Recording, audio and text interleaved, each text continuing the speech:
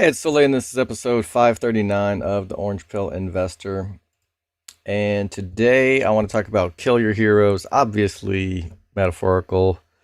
Please don't autistically take the shit literally.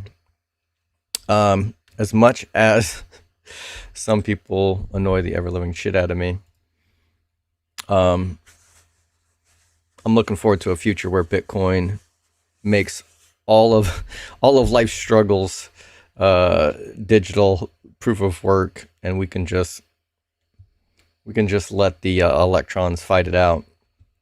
But I'm gonna share a link that Howard was nice enough to tag me in, and this is one of my heroes from option trading. And eventually I'm going to tie this into the knots core debate, since I seem to be able to tie anything into that at this point. But let's just listen to this brutal takedown of one of my, I guess, idols, Tom Sosnoff, and what he has to say. I think this interview was taken earlier this year. I don't know, somewhere between March and June.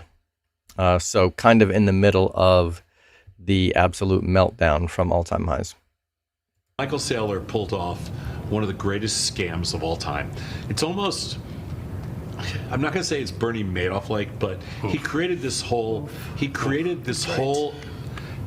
entire sector, which now they call DATCOs, which every stock, just so you know, like Palm stocks down 65%, Trump stocks down 62%. You know, every one of these MSTRs down 60%. All these stocks have gotten annihilated. The other guy that runs what's GameStop. I mean, that stock is Ryan Cohn. That stock's down 60. Don't pick on Chewy. Well, he runs Chewy too, but I like Chewy. GameStop's only down like 25% because they had other business. But every single company that's gone that route has gotten annihilated. MSTR is probably, has been the leader from the start. At one point, MSTR was trading like, and I'm just going to make up some number, but the ratio is probably there. MSTR was trading around 100 to 110 billion, and they had like 67 billion in crypto. It was almost 50% over. It was over 50. It was higher than 50% over. Now it is 3 billion under. So the entire game has changed with respect to now. Okay, would you now buy it's like a closed-end fund. Yeah. But here's the problem. There's a couple problems. Number one, I don't know why anybody thought they could get away with making an offer, not having, and when I say an offer, making an offer of a convertible debt. An offering of convertible debt without an interest rate and without a conversion ratio, because they were so sure that they were going to push the underlying up. It's the most ridiculous thing ever. It's like people were they were fucked before they even started. This was a death trade. And now it trades like a closed-end fund, because now it's underwater. Now MSTR actually had to reach into their own pocket to pay their last dividend. They were 1% under to pay their last dividend. So what we said would happen in there all along has actually happened. There's one more fear that I have for MSTR, which is a single point of failure, which is they could cause the whole Bitcoin market to crash. All right. So that was brutal. However, so even though Tom is like instrumental in my option trading history and development, and the only reason that I'm actually able to even attempt to make an attempt to make a living at doing this, he's not a Bitcoiner.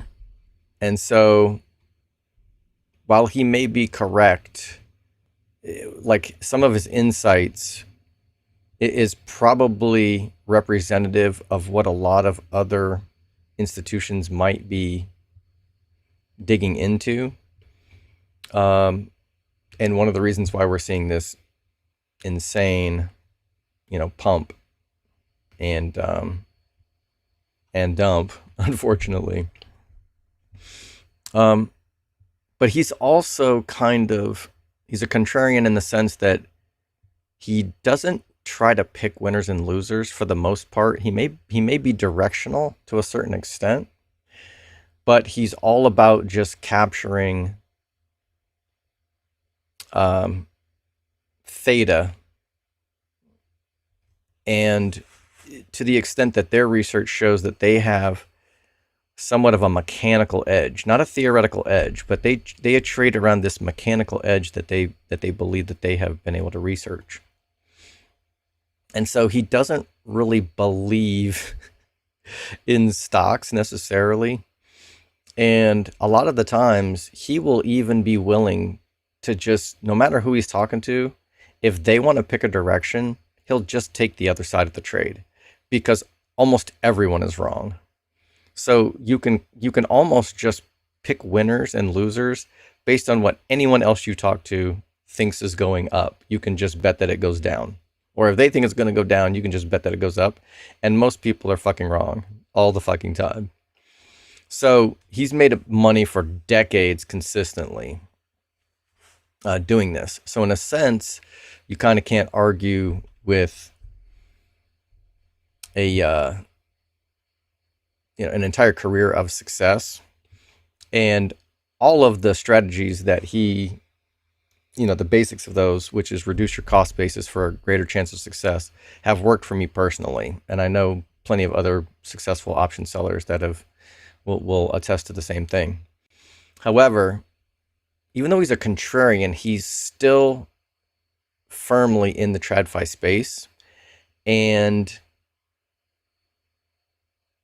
so because of that, he still has the error code that everyone else in human history has if they don't understand Bitcoin. And so I could turn around and say, all right, well, let's look at what kind of scams that you can get on tastytrade. AAVE, that actually sounds like, that was interesting. I will fucking die if this is African American vernacular English. Now I have to find out what this is. I wasn't expecting to see, well, it's been a while since I shitcoined, so I really don't know what I'm going to find here. But, ADA, absolute, one of the scammiest of scam coins. So if you purchase ADA, it's like almost guaranteed to go to zero versus Bitcoin. Don't know what any of this other shit is. BCH, this was, I don't want to say it's one of the original shitcoins, but this was like the shitcoin. This is the biggest, baddest shitcoin fork of Bitcoin. The big blockers decided that they wanted to, fork Bitcoin, and they believed in the big blocks. You could argue whether they were disingenuous or really believed their own hype, but this one went to shit. Obviously, Bitcoin won this fork war. Doge is not actually a scam, in my opinion. It's just genetically inferior because it can't compete with Bitcoin's protocol. Ethereum, this is the one that Saifedean Ammous calls the mother asshole from which all other shitcoins spring. That was his quote from the Lex Friedman podcast. And just to let you know how early we still are, Lex Friedman has had Vitalik Buterin on his channel like 3 fucking times, and Saifedean only once. You can also watch like 6 to 8 hours of Balaji Srinivasan.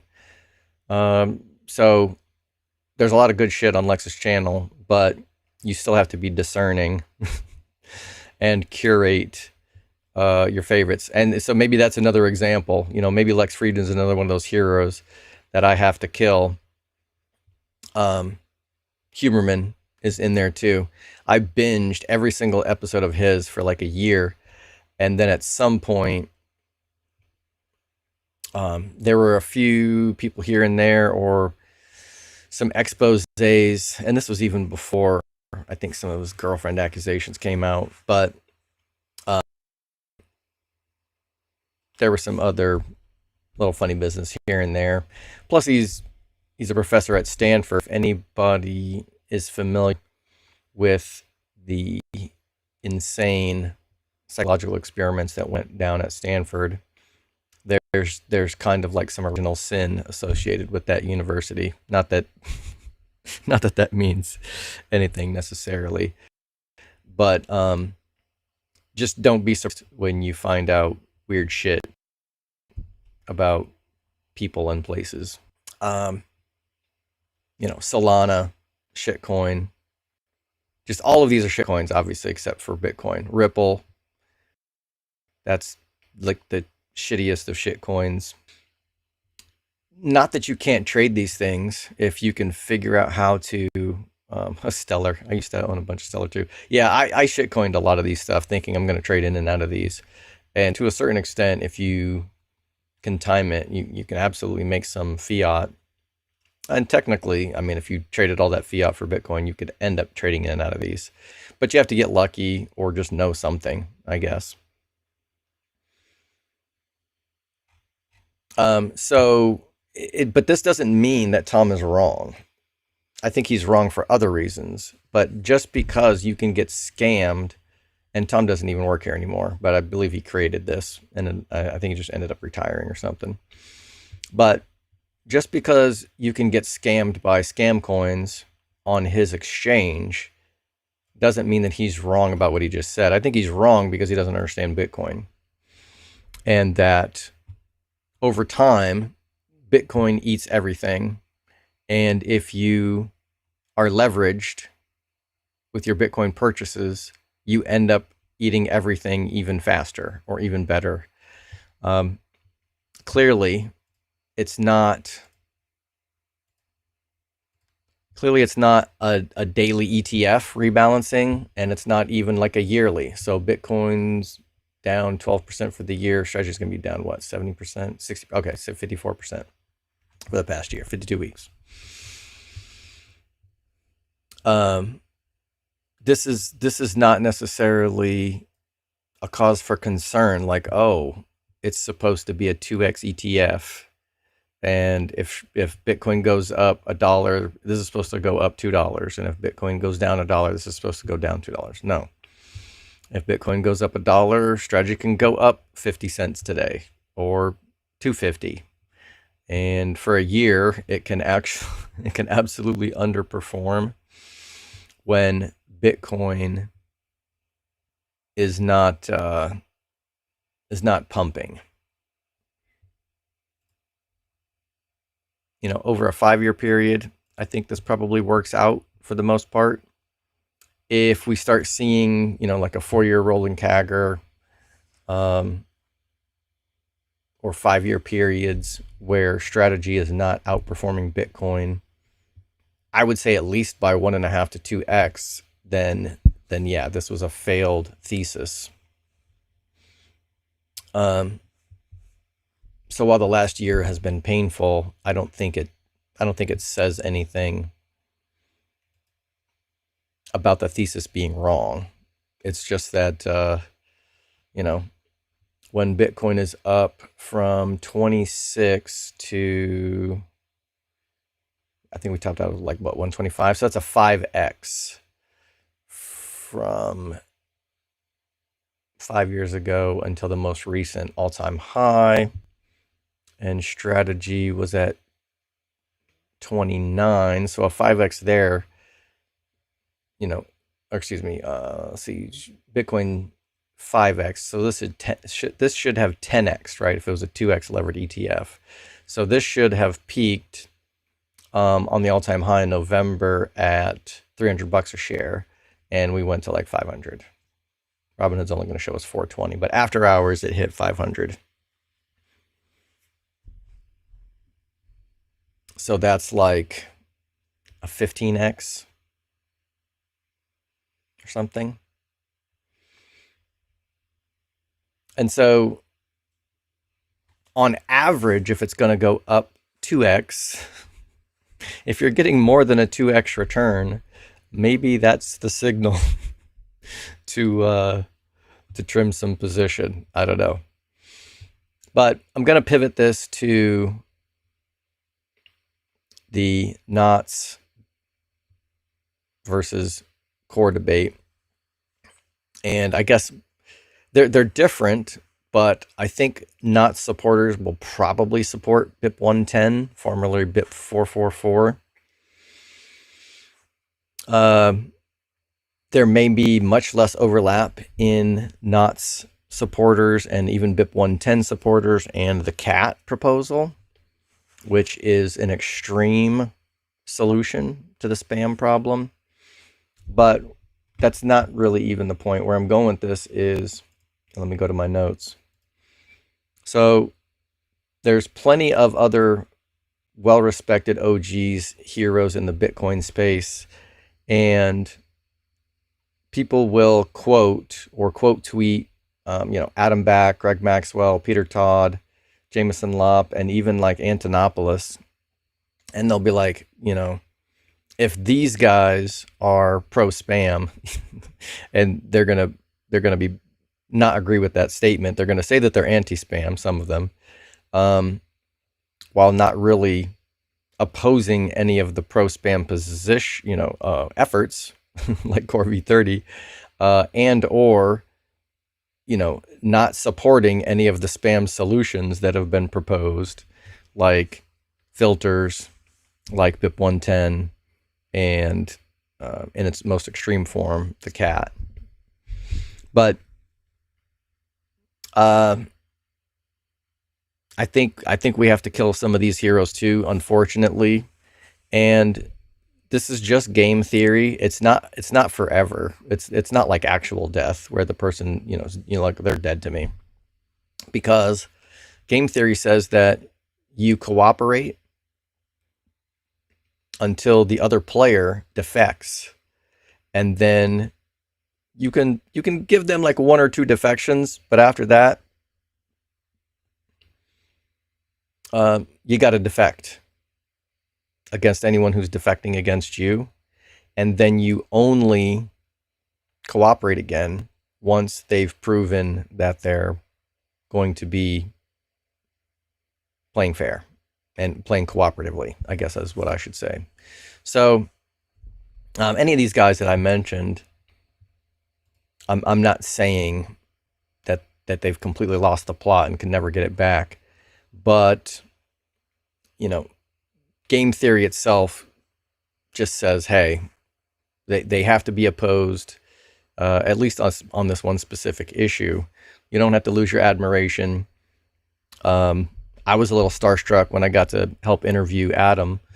I had this realization that, holy shit, I'm like 1 degree of separation from Satoshi at this point. You know what I mean? Like if Satoshi is himself, and if you play the 6 degrees of separation game, 6 degrees of separation of Kevin Bacon, with Satoshi, then like, wait, does that make Adam 0 degrees or 1 degree?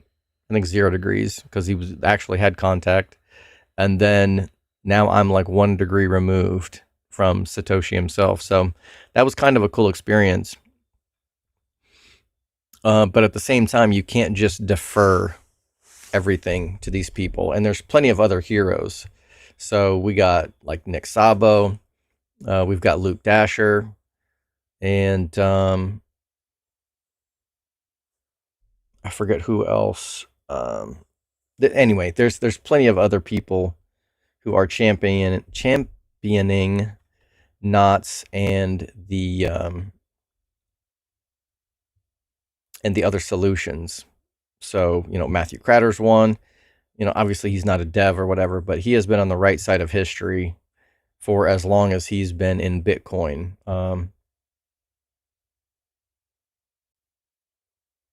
So that's my thoughts on that matter. What's up, Buffalo? What's up, Eve? I hope you had a Merry Christmas as well. What's up, AB? Daniel Runyon, what's up? Haven't been able to join in a while. Stupid Deja. Yeah, stupid real life getting in the way. I hate when that happens. So it is Friday. It is roll day. Let's make a couple of trades. I think I accidentally traded Iron in my other account already. So if anybody's been following that one and it's missing, I already closed that position by accident. I thought it was in this, or excuse me, I thought it was in my wife's account, unfortunately. But let's get it on.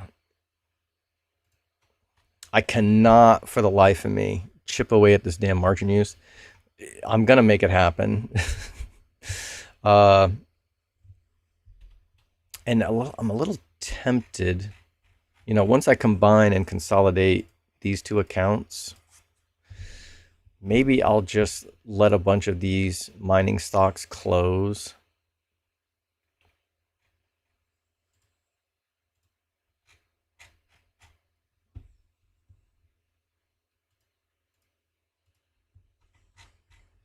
All right, but for now, let's see. Tesla. Tesla is hilarious because I thought I was going to get wrecked on this one. What was its high this week?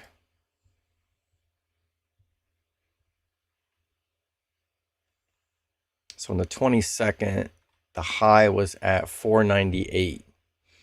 And worst case scenario, in my opinion, just for my psychiatric health, would be if Tesla was trading at 498, and if I had rolled this to the 500 strike, that would have cost me about $1,500, and then I'd still be buying this back for nothing. So I would have wasted $1,500. Now this Tesla could have blown through 500, cleared 52-week highs, cleared all-time highs, and then we would be in price discovery. So that absolutely could have happened. But in general, I just let that happen. If it continues to happen all the way through expiration, fine. So you could say I got lucky, I got away with one here, or you could just say that not panicking did its job, which should happen about 50% of the time when I'm selling covered calls that are this aggressive. So let's just close this position. Keep the $900. And I'm not inclined to continue to take my chances on that being that aggressive with the weeklies. So I'm going to compare notes here before I decide what to do.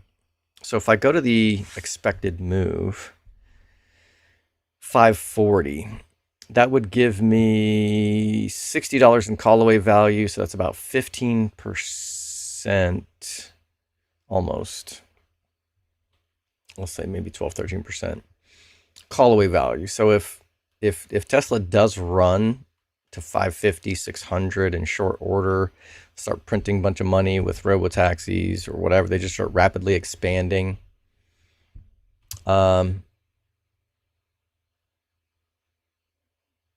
At least I would be able to capture some upside here. Unfortunately, let's just say that this is round this to 1400. Best case scenario, rolling out to 45 days to expiration, I would be able to keep about 1/5 of this a week. So let's call that $28 a week. And I'm putting up, let's say 50,000 in collateral. So that's only about 0.5%, maybe a week, which is still pretty legit returns. That's 26% for the year, which beats the S&P 500 by a mile. And then there's a potential to get that 12% over the next month and a half as well. And if I did get that 12%, so what did I say that was going to be? That was going to be like $6,000 from 480 to 540. $6,000 plus the 1,400 would be 7,400. Max profit on that trade. If I continue to be extremely aggressive, and even if I just sold no upside whatsoever, 6 times 7 is 42, so that would be 6 expirations. That's 6 times 9 is 45. So if I would make 4,500 in guaranteed monies. So I can take 4,500 guaranteed, or I can take 1,400 guaranteed plus the potential upside. And I'm just so bullish on Tesla. I don't think I can continue with these very aggressive covered calls, because as much as I would like to chip away at my margin use, I can't ignore the upside. So I'm just going to go out here, go the expected move.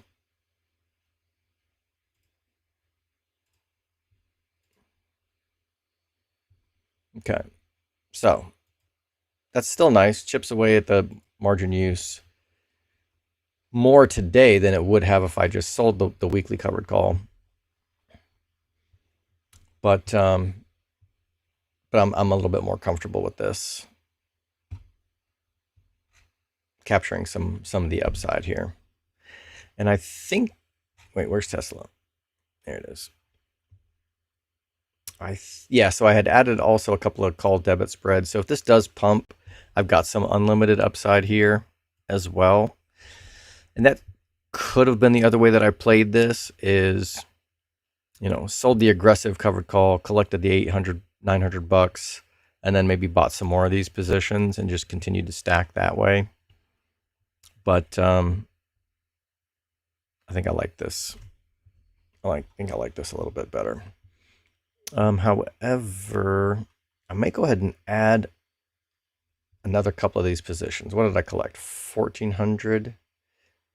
And this is worth 80. So I could pick up another 1 or 2 of these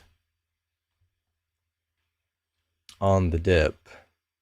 So this is June 17th, 2027, right? Buy the 980, sell the 990. The good part about trading Tesla over strategy is, even out here, the bid-ask spreads, like the bid-ask spreads 500 days out is better than the bid-ask spreads on strategy for like later this year. So let me buy 2 more.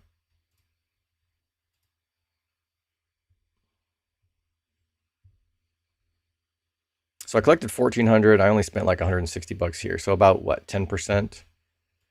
I put about 10% of my short-term premium into a long-term play. And at some point, I'll have to monitor my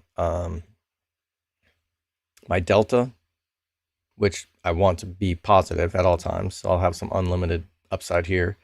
But I'm going to have to monitor my net theta for my Tesla positions. If I was to, so I just picked up 2 of these, and the net the net theta on this one is negative 0.22. So if I picked up, 30 more, that would drop my negative theta to 2.2. And at some point, I could theoretically pick up enough positions that I wouldn't be making money with theta decay. So I just kind of have to pay attention to that. I think I got myself into a little bit of trouble in 2025 because I was just plowing all of my short-term premiums into attack the tail positions. And in several of my accounts, there were long periods of negative theta and leveraged delta. So that combination in a market where my positions were going down was absolutely destructive. So I got to pay attention to that. to that ratio. All right. Got my covered call in place. Chipped away at the margin. Also picked up some bullish leverage positions.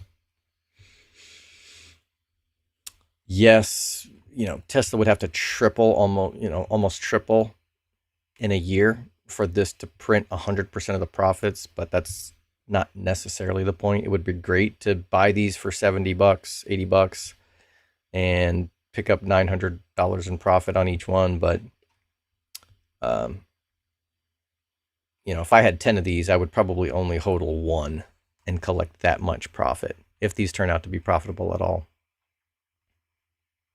All right, so Tesla's done. Strategy. So all of the ones, very aggressive covered calls that I put on this week worked out. I forget what I sold them for, but buying them back for basically nothing.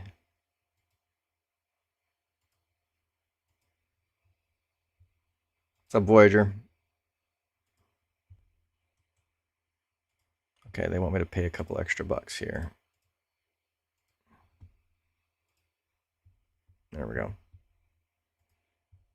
All right, that frees up my position. So unlike, I hate to say that I'm in the short term not quite as bullish on strategy as I am Tesla, but I only closed. Oh, those are puts.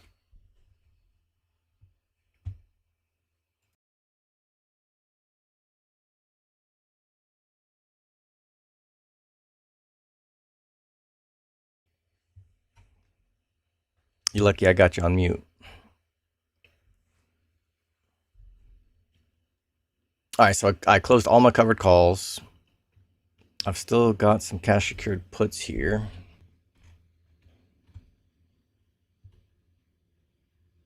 These have only been on for 2 days, so nothing to do there. I'm back on my bullshit, buying the 1080s. Poor man's covered call. Like, it's less than half of what I sold it for. This is generally when I start trying to roll it. But it's only, I would only be able to roll this out 1 week. And then I would be trying to roll it from the 220 to like the 220 again, maybe the 215. It's just not going to be much premium there. I don't even really have to look. This poor man's covered call is even in worse shape. So I kind of have to try to roll this one. Like 80 cents is not much left here. So let's see. What did I say? The long call was the 200 strike and is worth 35. Yeah.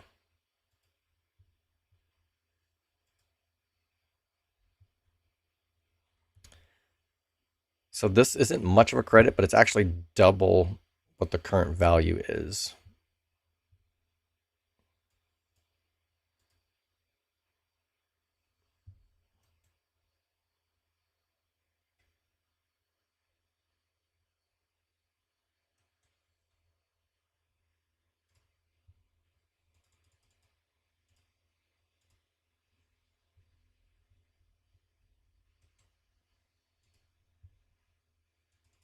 So this is being pretty picky about collecting, tiny, tiny little bit of premium.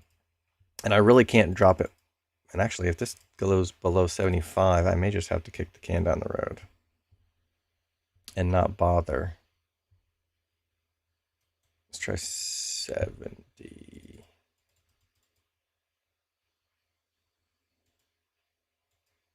Yeah, the bid-ask spread out here is pretty bad.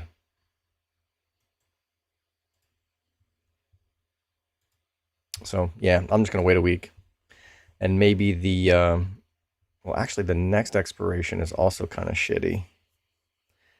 The I don't even think it's available yet. Yeah. So unfortunately, the next expiration date on the 13th is also going to have some shit liquidity.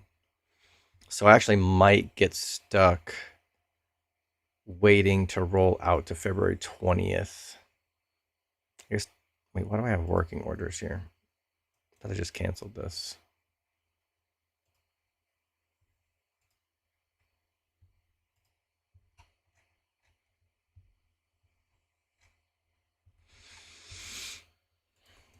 If I went ahead and tried to roll this one to 56 now, I'm assuming the liquidity will be better. Yeah, it is. But is this worth it? Because this kicks the can down the road all the way to 56 days to expiration, which I don't prefer.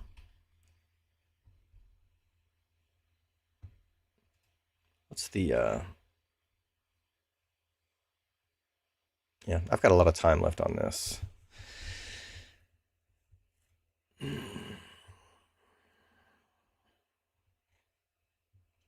Yeah, I'm gonna stand pat for now and wait another week or two for the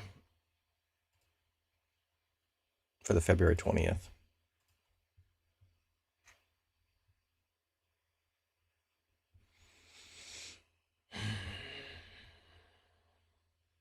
All right, this cash secured put, slight loser, but kind of more of a break even. I'm gonna see if I can roll this one out.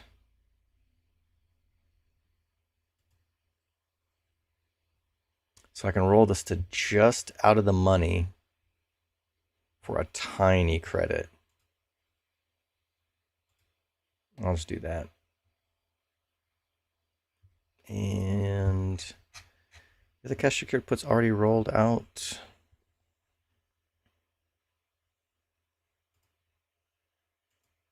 Yeah.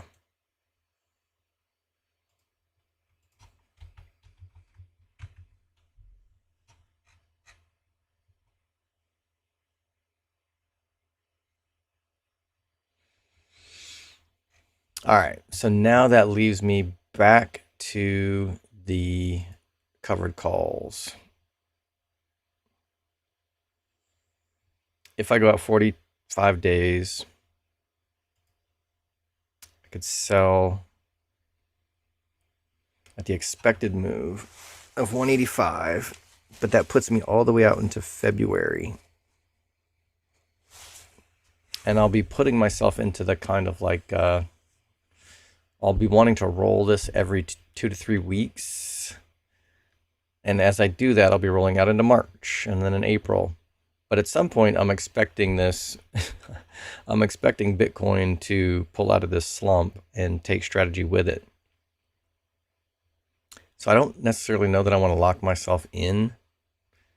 Let's see, collecting $600 divided by 5 would be about 120 a week, which is not quite 1% a week. What am I getting with the aggressive weeklies? Like, so no, I can get 1% a week even at the expected move.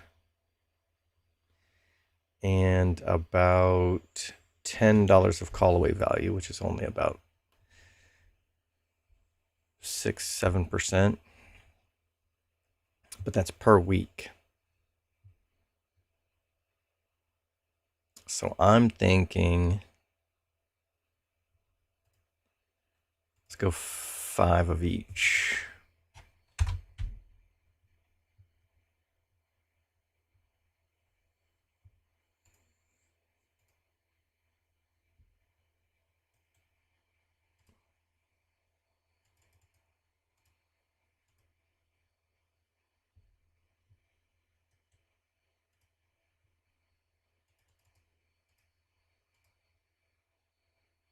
All right. Chip away at the margin a little more.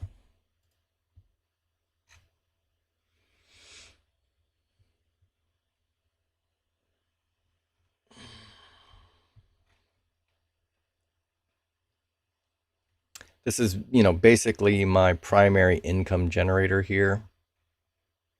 And I've got some unlimited or some limited, unlimited upside here, and then a very, very small unlimited upside position here.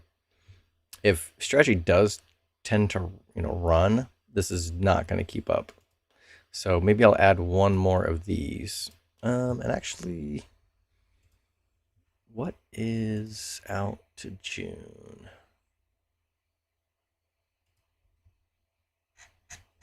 It's the cheapest one I can get out here. So there's no 1080s available, just the 860s. Or is that 890? 860. So I can hit 385 strike, which is technically a leaps. And if I held it like basically to the end, I could pay long-term capital gains tax on this. What's my trade price on the one that I have? 315.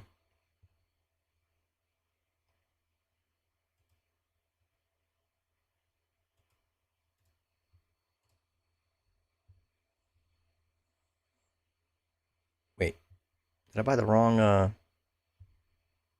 expiration date? Oh, these were the Decembers.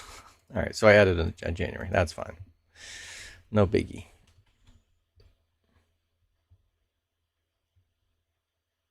Again, about 10%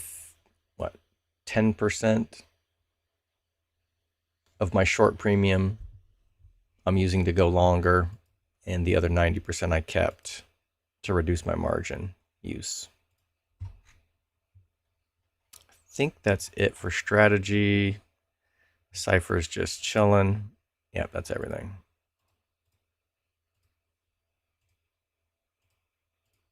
All right, the IRA.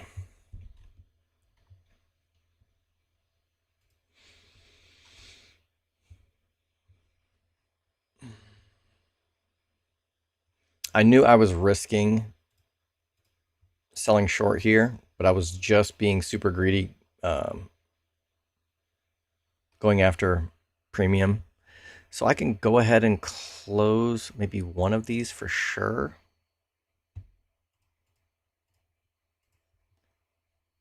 Or I could, let's see what would happen if I try to roll this out. I really don't have any incentive to necessarily because this is an IRA, so I'm not going to pay taxes on it anyway. But if I roll this out to, no, this is basically going to be break even.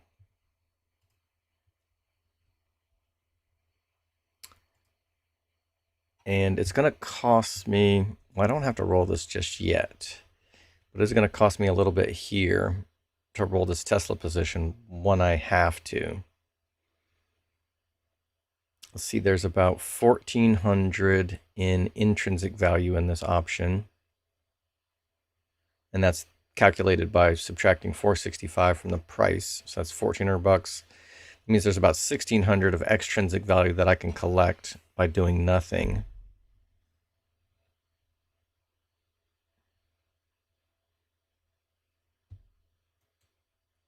Let's see if I roll.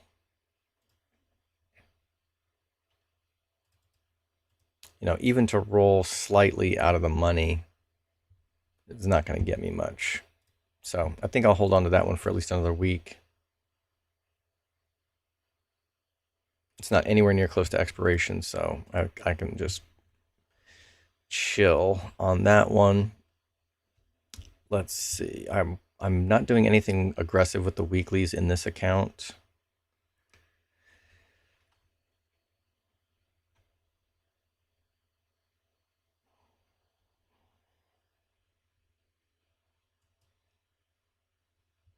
So I'll just be hodling there. Got a debit spread. Poor man's covered call. Yeah, unfortunately, this one is already ready to roll after just 11 days.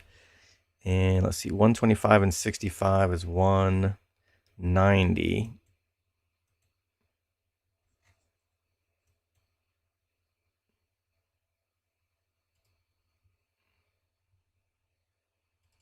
So if I roll to 190, which conveniently enough is right about at the expected move, I can increase this by 200 bucks.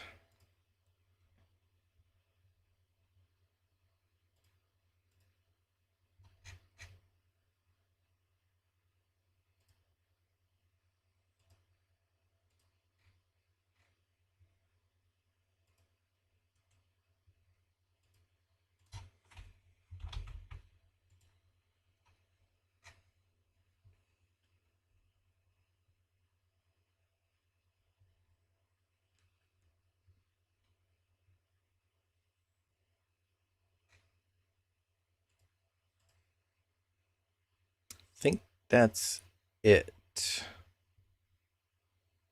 I may come back here and buy another one of these, depending on what I end up with after messing with these guys. So my Cypher covered calls, basically all expiring worthless. So that works out.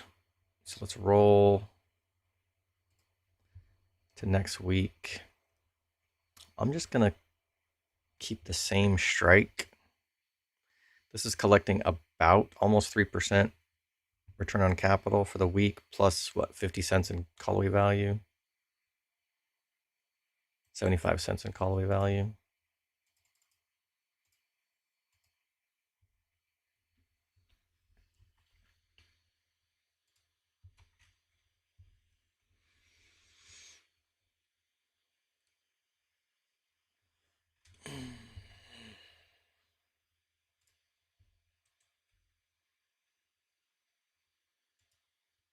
Yeah, so if I roll these out,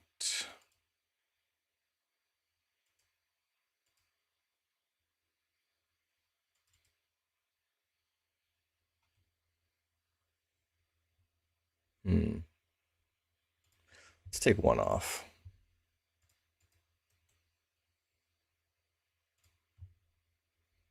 This is basically just letting this get called away. It serves the same purpose, but it just takes care of it today instead of letting it happen over the weekend.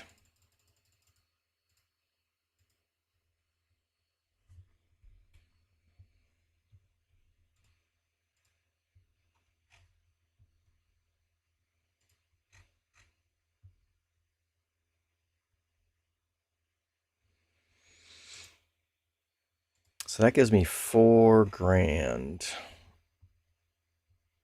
I'll roll this one out, keep a little bit of iron exposure. That will cost me a little bit, small debit.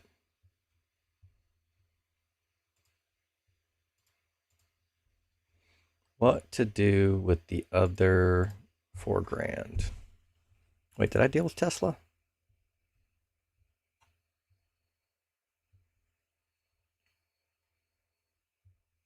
Yeah.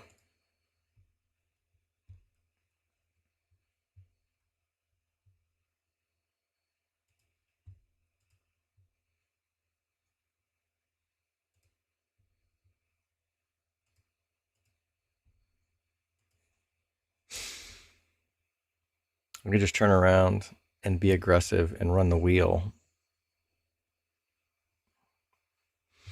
Let's see. So this would be about 4% return on capital with the aggressive cash secured put. What about Cypher?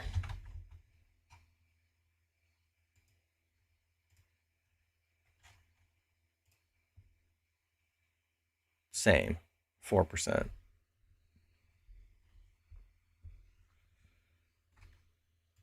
How much do I have in each? I got 300 shares of this, which is about $4,500, and I've got 100 shares of this, which is about $4,000. So it really doesn't matter, does it?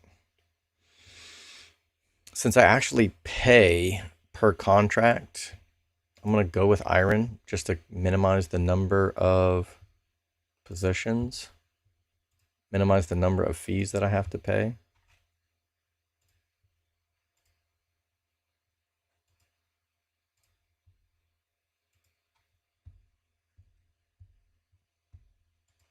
All right. Oh, same deal. Huh. So it didn't count that against me. Is it going to let me?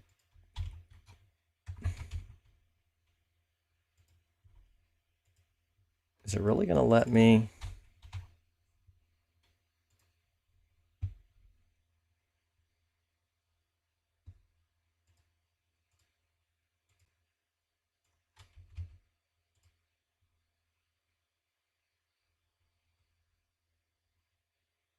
Yeah, see, it knows. It knows that I have to obligate this $4,150 to buy this stock. So in the margin account is actually let me use this buying power to buy SATA. In the IRA, it's kind of pissing me off a little bit. But I could, let's see, that's $350. So I could get three shares, right? Yeah.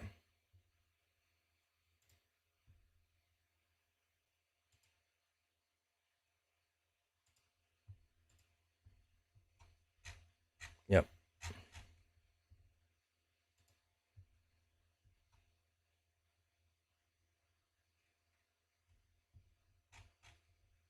All right, that's done. I'm through with this guy. Shouldn't be anything to do here unless, let's see.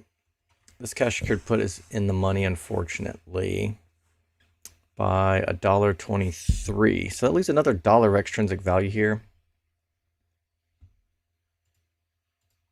Let's see what happens if I roll it, though. It's probably going to be a roll for a debit, unfortunately. If I try to get this even slightly out of the money, what would this do? It'd be an $80 debit, but increase my buying power by $50. It's so stupid.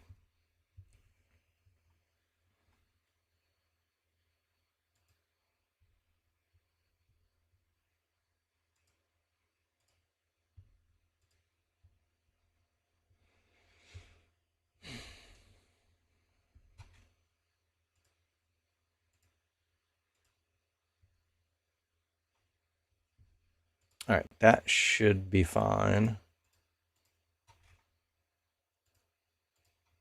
All right, let's open all these up.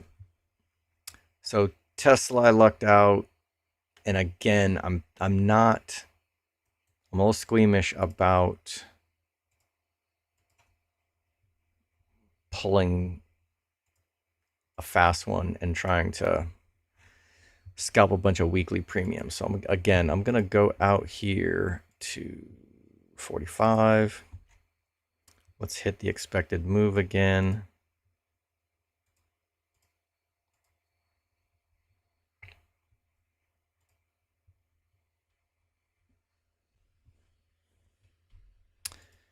You know what I'm gonna do? I'm gonna fill out the paperwork to move this over to the other account. So I want as few positions in this account as possible so I have less paperwork. Okay. So I'm not going to add any positions here. I'm going to leave this the way it is. So whatever premiums I collect, let's close this.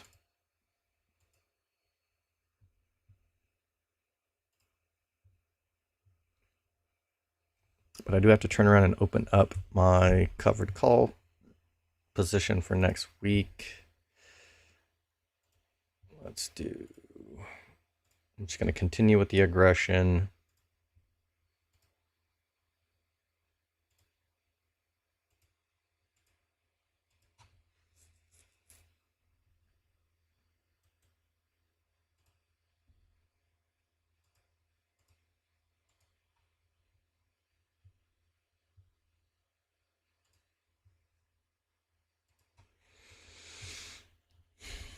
Again, I've started to stack the 1080s. Still got this poor man's covered call, which is technically ready to roll as well. I think this poor man's covered call is identical to the other one, so I can roll to the 190 here for a little bit of credit.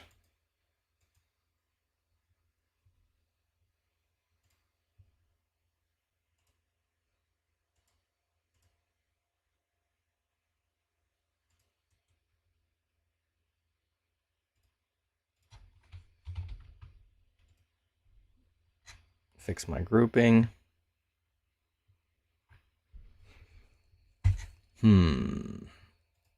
Cypher getting destroyed over here in these 21 days. Oh, this is only one. Yeah, I'm gonna try to roll this out. Why don't I just close it? Should I just close it and take the loss on this?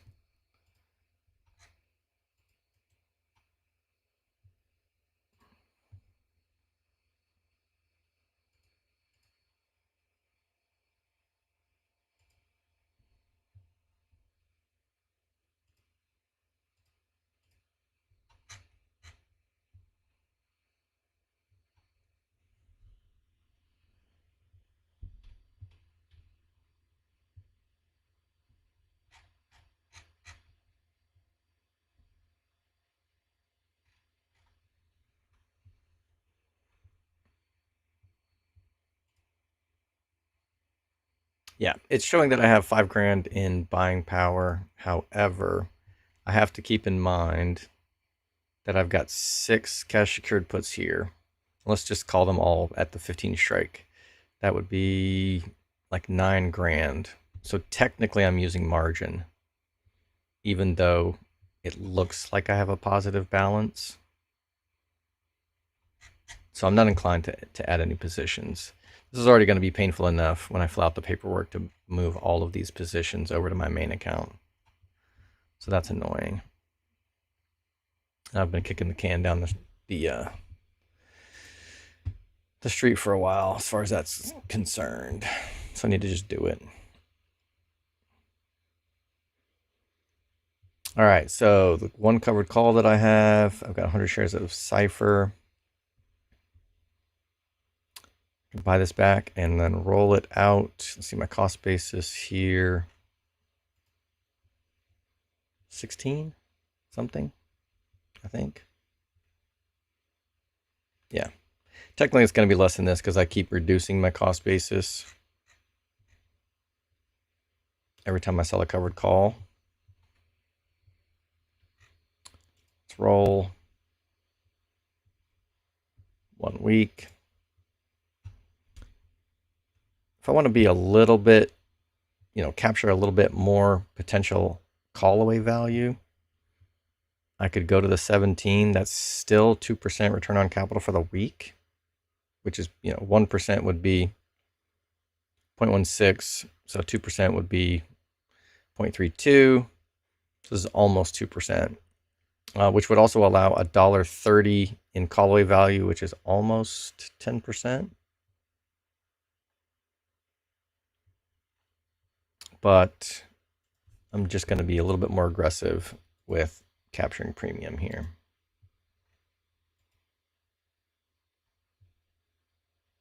I think anywhere 18 and all the way up to 18 is pretty reasonable.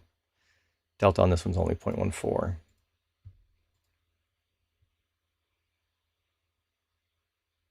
Wait, did it fill?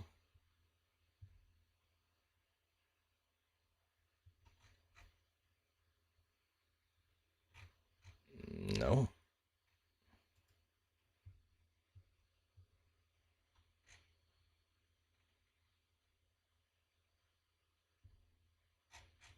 Okay.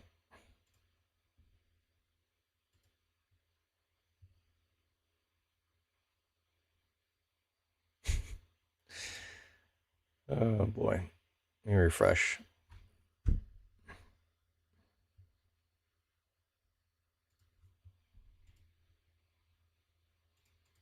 Let's do 0.41. See if I can get a fill this time. No. No insta fill.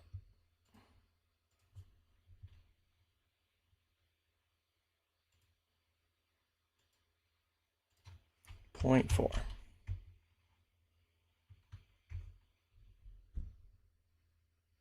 There we go.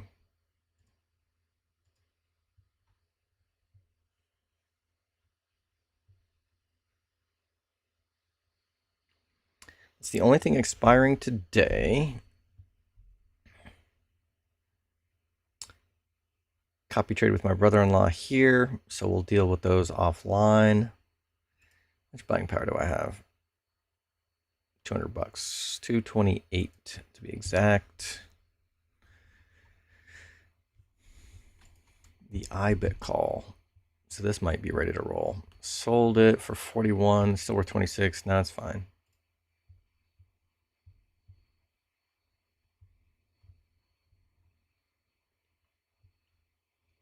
So in this account, I don't have any long leveraged Tesla position. I've got one strategy debit spread.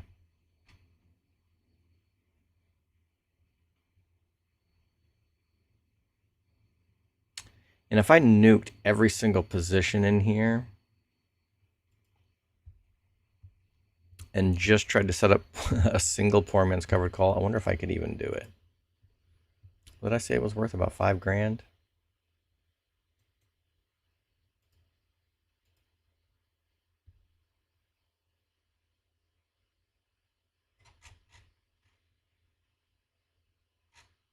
Yeah, 56.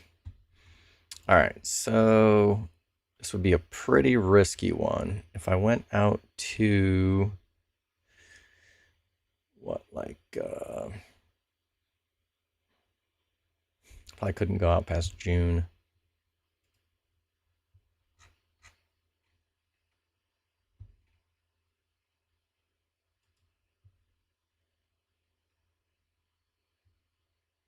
Yeah, could probably get away with this. And then sell the 175.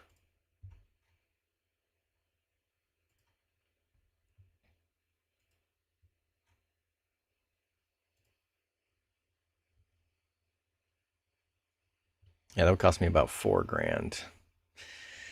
I would pick up about 200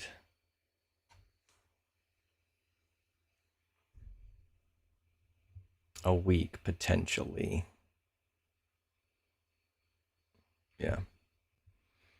Minus whatever the theta is on the long call. So it is doable.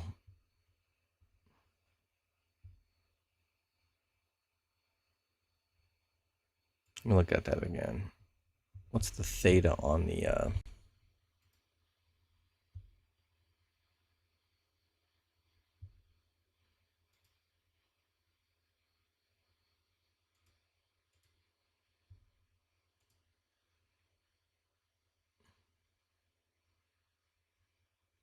wait, where did I go here?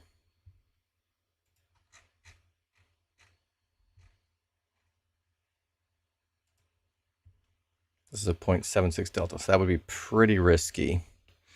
And the theta here is 8, so that'd be about 40 a week. Yeah, so that would cut into the profits, take it down from 200 to 160, which is still pretty good. That'll be about 3 or 4% returns per week if strategy doesn't go to the shit, which it absolutely could. So I might be better off just sticking with some of these mining stocks and then stacking little small leverage positions. All right, so I've got this one put credit spread to capture some short-term premium. Let's see what happens. What did it cost me to go out here to June of 2027?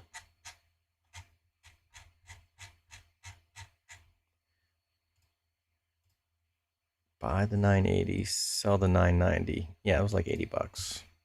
I'll do that.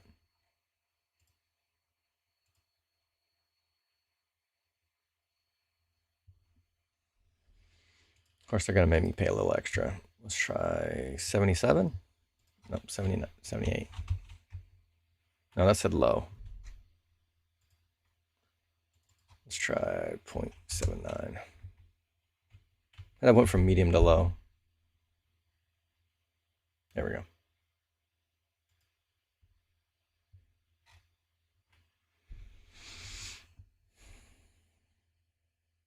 And that should reduce my buying power down to critically low levels, 149.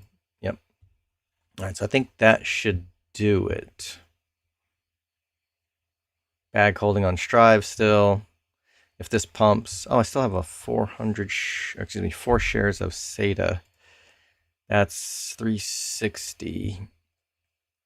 If I put that with my $1.49, that's just enough to get another $5 wide credit spread. Tempting.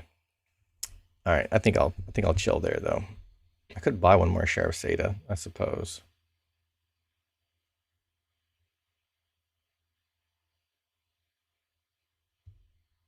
Nah. $140 of cash at least kind of greases the wheels when I want to roll stuff. So I think I will leave it there. All right, appreciate everybody for tuning in.